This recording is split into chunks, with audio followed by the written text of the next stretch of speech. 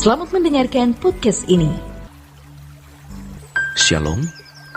Kebenaran hari ini 29 September 2022 dengan tema Kehilangan Damai Sejahtera.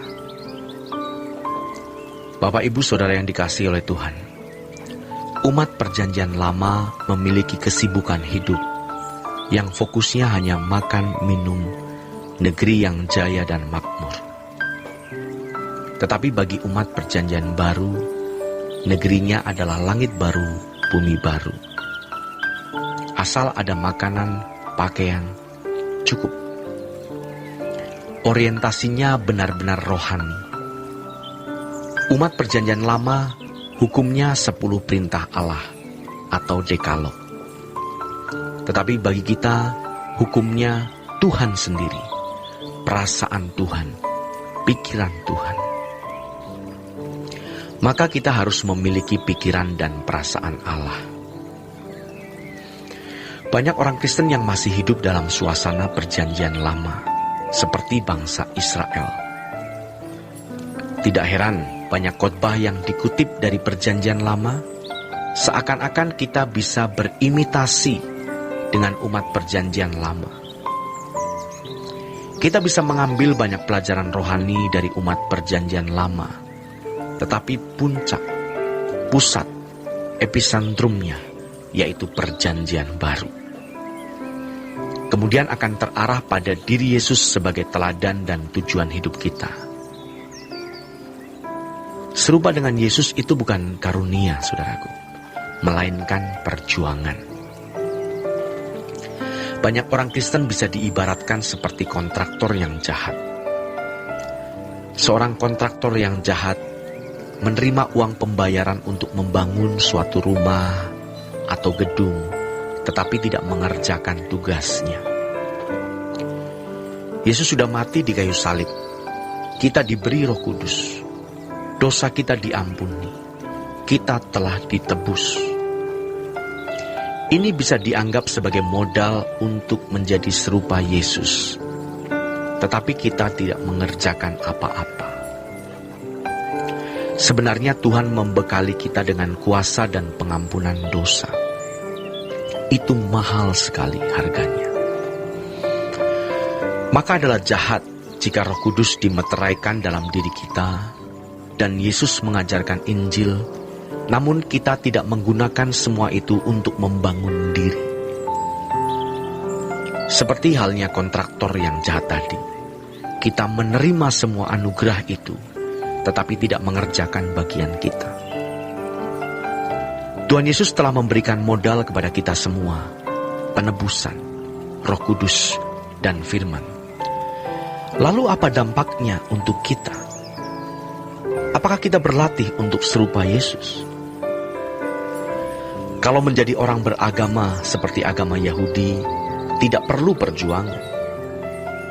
Kalaupun ada perjuangan, tidak terlalu berat.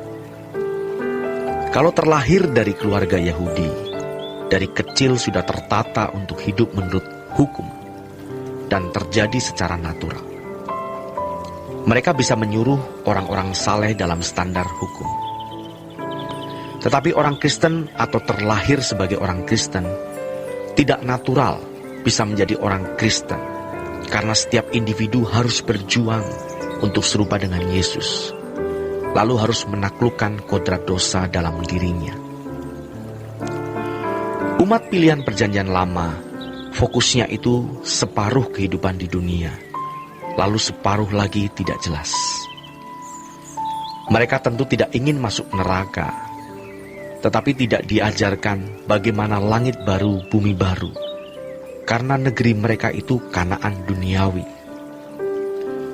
Umat Perjanjian Lama diatur oleh hukum Taurat, Dasatitah, Dekalog, atau Aseret Hadevarim, 10 perintah Allah. Tetapi kita diatur oleh Roh Kudus. Hukum kita adalah kehendak Allah, apa yang baik, yang berkenan, dan yang sempurna. Kalau seorang anak terlahir dari keluarga Yahudi atau dibesarkan dalam lingkungan orang beragama Yahudi, secara natural mereka tertata bermoral Yahudi, bermoral hukum Allah sesuai dengan Dekaloh. Orang Kristen tidak bisa. Dia harus memerangi kodrat dosa. Kodrat dosa itu masih bisa diatur oleh hukum.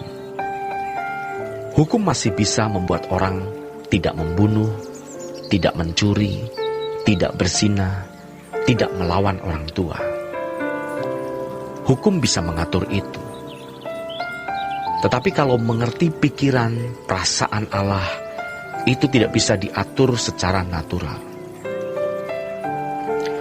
Saudaraku yang terkasih, setiap individu harus berjuang dan harus membiasakan diri. Dari kecil memasuki masa remaja, memasuki masa pemuda, harus berlatih. Sampai akhirnya benar-benar mengalami perubahan kodrat.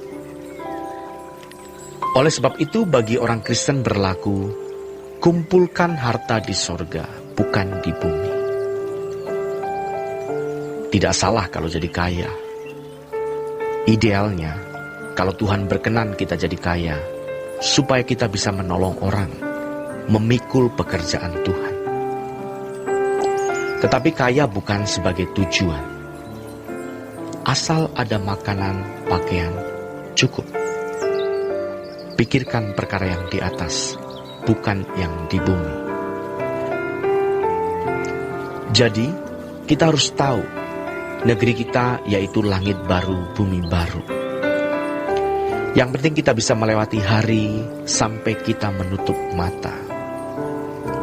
Sementara melewati hari, kita belajar untuk mengalami proses perubahan, agar kita mengenakan kodrat ilahi. Gereja bertanggung jawab untuk proses ini.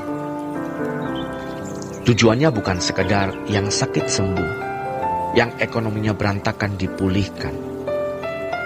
Tidak salah melakukan hal itu, tetapi itu bukan tujuan. Jangan diselewengkan, dan jangan sampai meleset. Kadang-kadang atau sering kita tidak dengar-dengaran kepada Tuhan, sehingga kita menjadi tidak layak diberkati dan disertai karena kita menyakiti hati Tuhan. Karenanya sekarang kita berhenti dari perbuatan-perbuatan yang tidak berkenan di hadapan Tuhan. Kita berlatih untuk hidup suci.